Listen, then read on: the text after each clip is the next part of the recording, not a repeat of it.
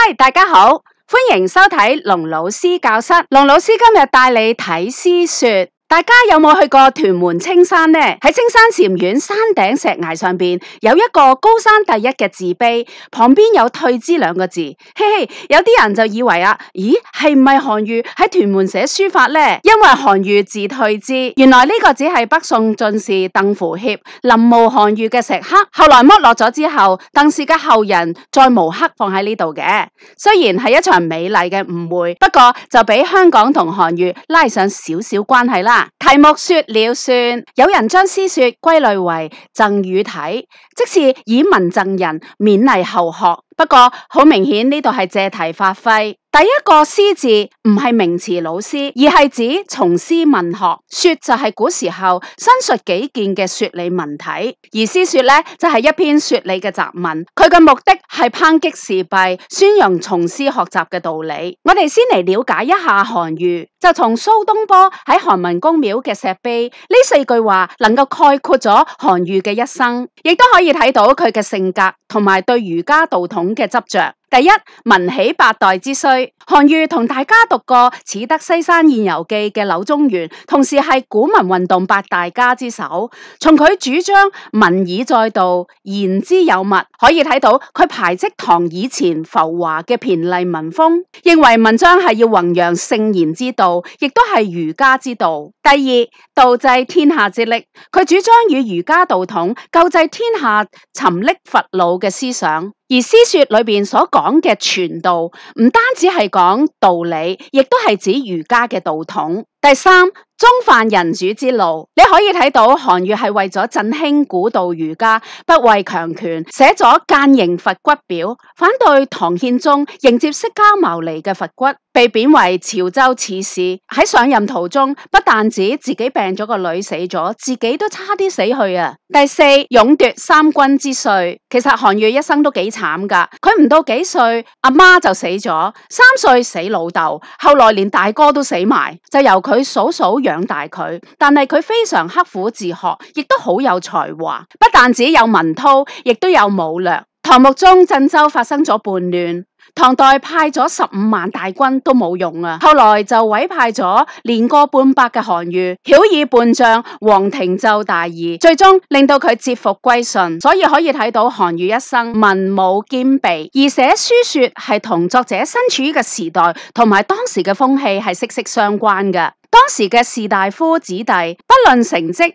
都有官做嘅，因為當時嘅書院，例如弘文館同埋崇文館、國子學、太學等等，都係收皇親貴戚、官員子孫，門第風氣形成咗一種始學於師嘅心態。而韓愈呢，佢當時係任7品國子監4門博士，雖然官職係比較低，但係佢無懼社會嘅輿論，招收咗一批學生，因為佢熱心指導、積極推薦，好多學子都投入佢嘅門下，稱之為寒門弟子。而當時佢呢種做法就俾人哋譏笑，於是佢就寫呢篇文章，特別係針對呢一種風氣，提出從詩學習嘅重要，以及擇詩嘅原則，亦都係想批評士大夫始於從詩嘅時弊。喺開始之前，記得訂閱龍老師教室啦，呢個就係對龍老師最大嘅支持啦。即係簡單總覽一下詩說。第一，詩其實係文眼，貫穿咗全文，而韓愈最主要係用正反兩面做對比說理，最後歸結喺尊師重道。我哋先嚟睇立論。作者喺文章嘅開頭用咗開門見山手法，即是一開始就確立咗本文嘅要旨，強調學必有詩嘅道理，有一針見血嘅效果。而古之學者必有詩係文章中心句，韓愈係借助古人嘅名義立論，增加咗說服力。接住嘅就係指出老師嘅角色同埋職責，就係傳道、傳授儒家嘅道統同埋學說。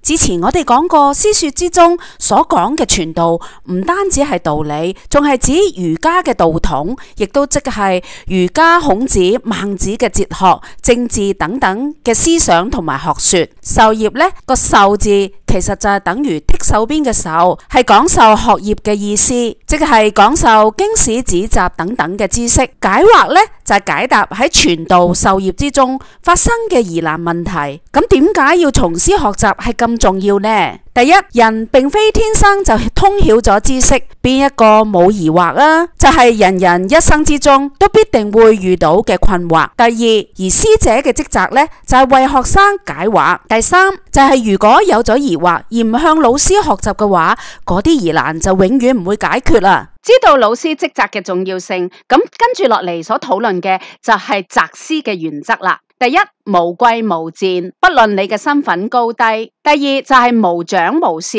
就唔論你嘅年紀。其實喺後文裏邊所講嘅巫醫、樂師、白工等人嘅社會地位係明顯比士大夫低嘅。而另外，弟子不必不如師，師不必賢於弟子，意思即是無論師生嘅身份或者年紀，最重要嗰個字就係個先字啦。意思就係邊個懂得學問知識較早，先領略咗道理，就可以做自己嘅老師。呢個就係所謂聞道有先後，而術業有專攻。對方嘅術業有專長，就可以當自己嘅老師。所以總結一句呢，就係道之所傳，師之所傳。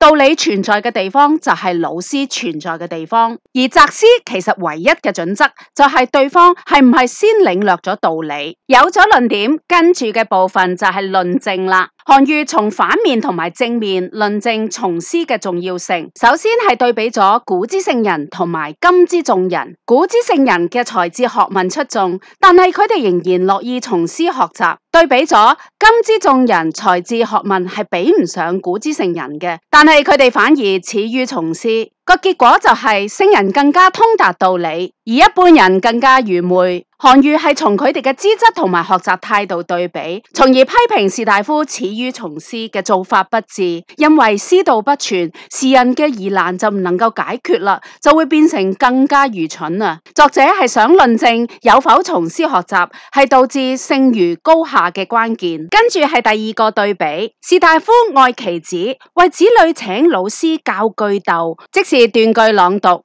而對於自己呢，就始於從師學習。所以作者批評士大夫小學而大為，小嘅就係指斷句朗讀嘅基本知識，即是授業啦；而大呢，就係指儒家嘅學說或者係儒家嘅大道理。相對斷句朗讀等等小嘅學問，可以理解為追求人生嘅意義、思考生命、道德價值等等嘅學問，即是傳道解惑。如果考問嘅係大為兩個字嘅話呢，記得要加上忽略嘅意思啊！呢度非吾所謂傳其道解其惑者也，呼應咗文首嘅師者所以傳道授業解惑也。士大夫嘅行為係本末倒置噶，只顧小學問而忽略咗儒家嘅大道理，而且做法係自相矛盾。一方面愛子女請老師，而自己就始於從師。第三個係當代橫比不同社會階層，佢哋嘅地位低微，學識有限，卻係願意互相學習。相反，士大夫佢哋嘅地位同埋學識比巫醫、樂師等人高，但係恥笑從師學習嘅人。作者係想批評士大夫輕視師道嘅現象，諷刺佢哋嘅愚昧不智。唔從師係唔合理嘅。點解士大夫會聚埋一齊譏笑嗰啲從師學習嘅人呢？因為士大夫認為大家彼此年紀相近，學問就應該相當啦，所以根本就唔需要拜師。更何況拜地位低嘅人為師，就會覺得羞恥。而拜官位高嘅人呢，又會被認為阿諛奉承，所以佢哋就往往恥笑嗰啲從師嘅人啦。三個感嘆號係對當時社會歪風嘅感嘆。韓愈喺三個對比嘅段落末端都用咗感嘆號。第一，對難嘅感慨，因為人人都會有疑惑，但係當時嘅人唔從師學習，呢個難就係難以解決疑惑。第二個係惑嘅感慨，惑可以解作好糊塗，令人費解，因為當時嘅人會為仔女去請教師斷句朗讀，但係自己就始於向老師學習，呢一種係矛盾嘅做法，令人哋費解。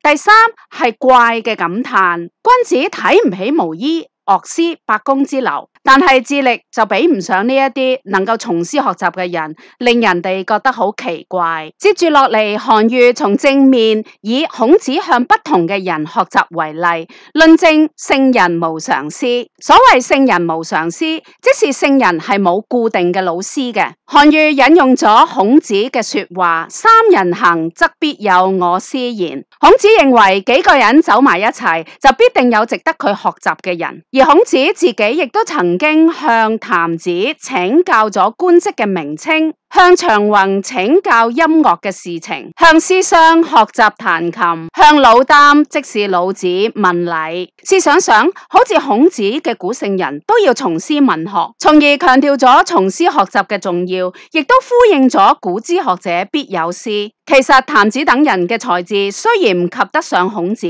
但係孔子仍然願意向呢一啲唔同術業有專長嘅人學習。可以睇到，學生唔一定比唔上老師，而老師亦都唔一定比學生賢能嘅。只要對方係先懂得道理，就可以成為自己嘅老師。任何人喺學術技藝上邊有一技之長，就可以學習。最後一個段落啦，係交代咗贈文李盤，表達咗寫作動機。韓愈讚揚學生李盤好古文、錄藝經傳，皆通習之。可以睇到李盤嘅才華比一般人出眾，而李盤能夠請學於儒，不拘於時。向韓愈學習，李盤唔似當時嘅士大夫始於從師。呢度亦都係對比同埋呼應咗第3同埋第5段有關時人始於從師嘅時弊。而李盤能行古道，即是古人從師學習之道，呼應咗文首古之學者必有師。嚟一個小結，龍老師作咗幾句三字經，等你容易啲記憶呢一段。讚李盤學有成，抗時弊，行古道，肯從師。修辭盤點有關於文章布局，正如頭先內容剛剛介紹到嘅呼應，喺文章裏邊有首尾呼應，古之學者必有師同能行古道。另外喺文章之中亦都有其他前後嘅呼應，傳道授業解惑，亦都喺第3段裏邊咧再呼應呢個信息。其次，喺尾段亦都同文中裏邊一啲士大夫嘅表現同李盤嘅表現作為住一個對比之餘，亦都係一個呼應。除此之外，仲有層遞，社會地位係層層遞減嘅，最高嘅係古聖人，其次嘅係士大夫自身，更低嘅係巫醫、樂師、百工。跟住係有關句子嘅多變。錯綜呢一個修辭技巧，可能同學會比較陌生。其實喺第4段之中，句讀之不知，或之不解，或思言，或不言，運用咗交錯語次嘅手法，即係句讀之不知，應該配搭或思言，唔懂得斷句朗讀會向老師請教；而或之不解，下一句應該係或不言，唔能夠解決疑難嘅，又唔去請教老師。但係而家呢啲句子都交錯咗佢嘅語序排列，我哋就叫呢一種修辭叫做錯綜，佢係能夠讓句子個結構多變化。仲有嘅就係對偶，你睇到畫面裏邊咁多句子都係對偶句。其實整篇文章將散句同埋對偶句，將佢交錯咁樣變化運用，加上咗錯綜嘅技巧，令到文章喺流暢之中又有整齊嘅美，又有能夠靈活變化，正係古文之中3代兩漢文章嘅特色。果然韓愈係古文運動嘅領頭羊。接住嘅係對比，就係我哋之前所講嘅古今對比。士大夫愛其子同自身嘅對比，巫醫樂師百工之人同士大夫之族嘅對比，而當中聖人之名其實係襯托咗眾人嘅愚蠢，而士大夫自身亦都有為其子擇師，襯托咗士大夫嘅荒謬，再加上巫醫樂師百工互相學習，襯托咗士大夫嘅不智。修辭之中仲有頂真，你會見到詩或儒裏邊都係做咗一個頂接，增強咗氣勢之餘，亦都有上遞下接嘅趣味，文氣連貫，亦都突出咗事理環環緊扣嘅連鎖關係，俾人哋讀起上嚟係音律流暢。另一個修辭係回文，亦都叫做回文或者回環，意思即是將相同嘅字彙或者句子喺下文之中調換位置或者顛倒過嚟，回過嚟讀亦都可以，咁樣會產生咗首尾環回嘅趣味。例如文中弟子不必不如師，師，師不必言於弟子。由弟子去到老師，再由老師去返到弟子，正讀同埋反讀都可以。喺呢度可以令到內容更加緊密，凸顯咗呢啲事物係相互排斥嘅。另外，亦都運用咗反問，更加肯定人並非生嚟就通曉道理，所以就必須要從師。跟住係轉品，即是詞類活用，臨時轉變咗一個詞嘅詞性。例如師原本係名詞老師，但而家可以轉成為形容詞，從師學習嘅風氣，亦都可以轉成為動詞，例如學習啦，吾師道也，我學習嘅係道理，又或者吾從而師之，向佢學習。呢啲詞類活用係文言文嘅基礎知識，語亦都好中意問嘅。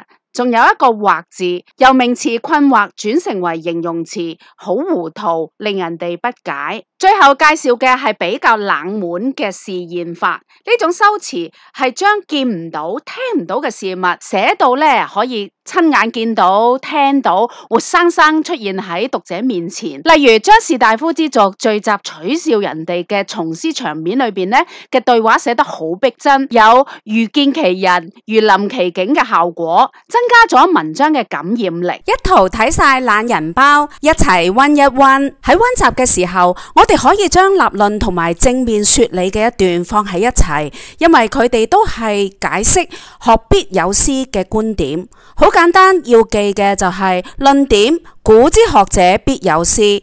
老師嘅作用就係傳道授業解惑，因為人非天生懂得道理，不從師就惑不解。既然要有老師，就要有擇師嘅原則，就係第一，無貴無賤，無長無少，所以弟子不必不如師，師不必言於弟子。第二，道之所傳，師之所傳，最重要嘅就係個先字，邊個先領受咗道理，邊個就係老師啦。文道有先後嘅時候，喺學術同埋技藝有一技之長，亦都可以學習嘅。回應古之學者必有師，韓愈就用咗孔子師從譚子、長宏師商老擔嘅例子，同孔子所講嘅三人行則必有我師做語例，論證咗聖人無常師，連聖人都係冇固定嘅老師，願意向具備不同才能嘅人學習。睇到正面嘅說理，韓愈亦都從反面論述始於從師嘅時弊，